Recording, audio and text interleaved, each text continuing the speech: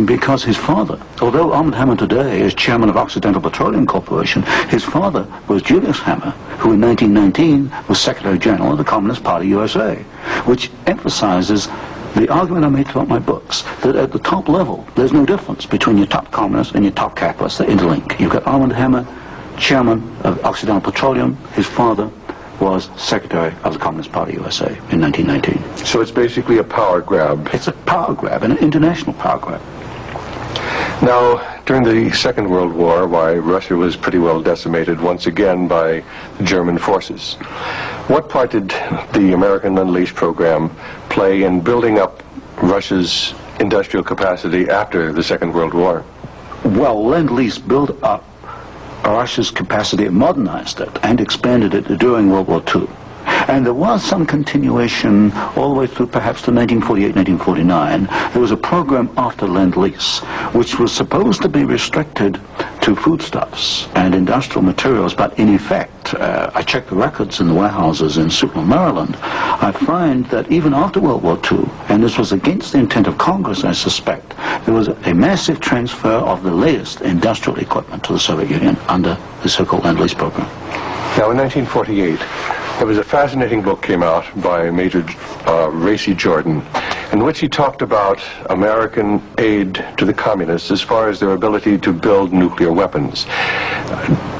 Did you ever have an opportunity of verifying the facts that we had given them the heavy water, we'd given them the wherewithal to build their atomic weapons?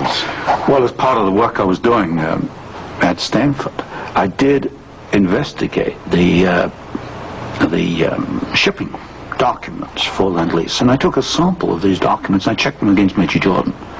And broadly, Major Jordan was correct within, say, about 5%. And Major Jordan, of course, made the charge that we had shipped materials to the Soviets, 1944, 1945, which were later used in their atomic program. There is no doubt he is correct.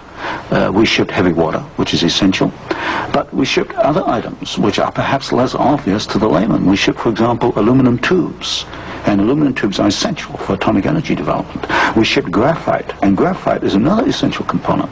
So generally, as far as I could check, and I checked the original government Lend-Lease document, General Major Jordan was correct. Now, as the years have gone by, of course, we see a growing Soviet nuclear threat.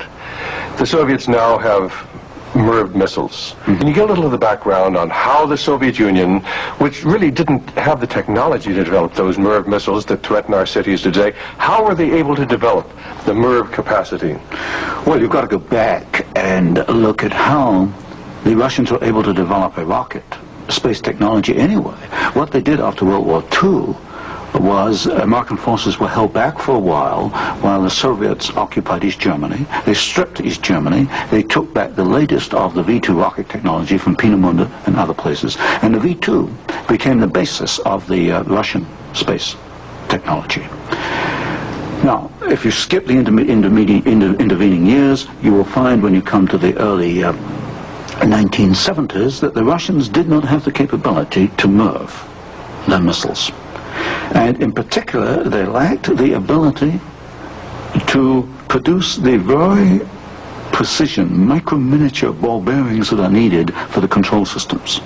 There was only one company in the world, Bryant, Chuck and Grinder, which could make the machinery which machines the races within which these ball bearings run. And without those races, you just cannot make MIRV missiles in any quantity. You can make one off, but not in quantity.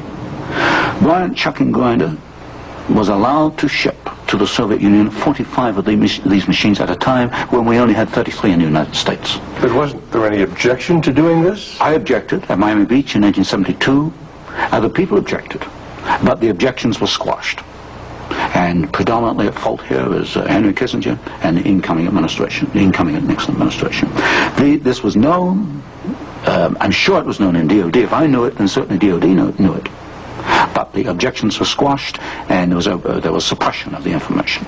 And so once again we see America building up the military capacity, the nuclear threat from the Soviet Union. Well, this goes, when you talk about MIRVing of missiles, you're talking about a quantum jump in your military technology.